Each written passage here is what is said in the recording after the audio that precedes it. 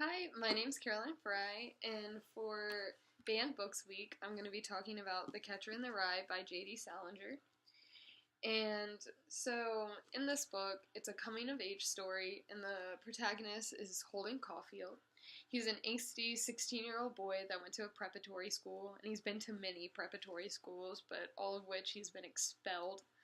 And so, at this current school that he's in, he's about to be expelled again. He's a really smart guy, but he just doesn't put in the motivation that he needs to do well in class.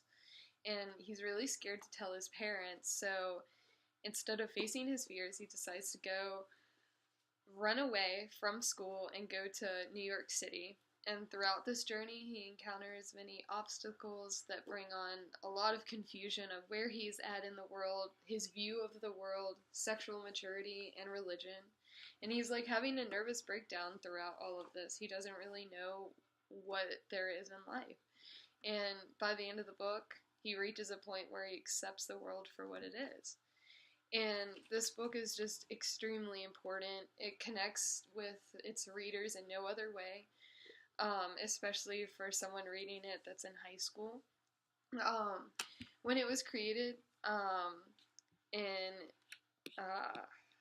1951, it was very profane for its time, but however, it accurately depicts all the ideas, emotions, and confusion that a young boy or girl can experience when coming of age and trying to figure out what they want in life.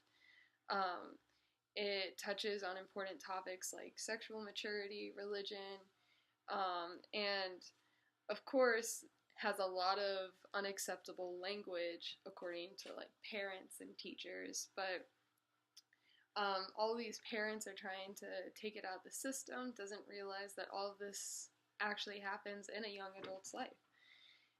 They go through angst and lust and the questioning of their moral beliefs.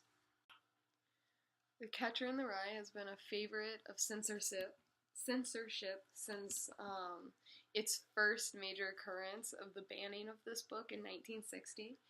So in 1960, a teacher in Tulsa, Oklahoma, decided to assign the book to her 11th grade English class, and parents and administrators were just completely outraged due to the content of this book, the language, the sexual references, and so they decided to fire the teacher and then ban the book from the school. The teacher appealed and it was reinstated, but the book was still completely kept out of the school. There's been completely ridiculous remarks that have been made of this book, claiming that it's filthy, it's centered around negative energy, it's blasphemous, and just undermines morality. And so these are a lot of the reasons that people from all over the country have been banning this book. Here's an excerpt I took from the book on page 130. Finally, though, I got undressed and got in bed. I felt like praying or something when I was in bed, but I couldn't do it. I can't always pray when I feel like it. In the first place, I'm sort of an atheist. I like Jesus and all, but I don't care too much for most of the other stuff in the Bible. Take the disciples, for instance. They annoy the hell out of me, if you want to know the truth. They were all right after Jesus was dead and all, but while he was alive, they were about as much use to him as a hole in the head. All they did was keep letting him down. I like almost anybody in the Bible better than the disciples. If you want to know the truth, the guy I liked the best in the Bible next to Jesus was the lunatic and all that lived in the tombs and kept cutting himself with stones. I like him 10 times better than the disciples, that poor bastard. I used to get in quite a few arguments about it when I was at the Wooten School with this boy that lived down the corridor, Arthur Childs. Old Childs was a Quaker and all, and he read the Bible all the time. He was a very nice kid and I liked him, but I could never see eye to eye with him on a lot of stuff in the Bible, especially the disciples. He kept telling me if I didn't like the disciples, then I didn't like Jesus at all. He said that because Jesus picked the disciples, you were supposed to be like them. I said I knew he picked them, but that he picked them at random.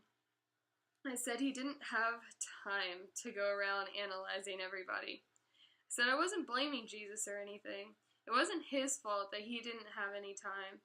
I remember I asked old Childs if he thought Judas, the one that betrayed Jesus and all, went to hell after he committed suicide. Childs said certainly. That's exactly where I disagreed with him. I said I'd bet $1,000 that Jesus never sent old Judas to hell. I still would too, if I had $1,000. I think any one of the disciples would have sent him to hell and all, and fast too, but I'll bet anything Jesus didn't do it. Old Child said the trouble with me was that I didn't go to church or anything. He was right about that in a way. I don't.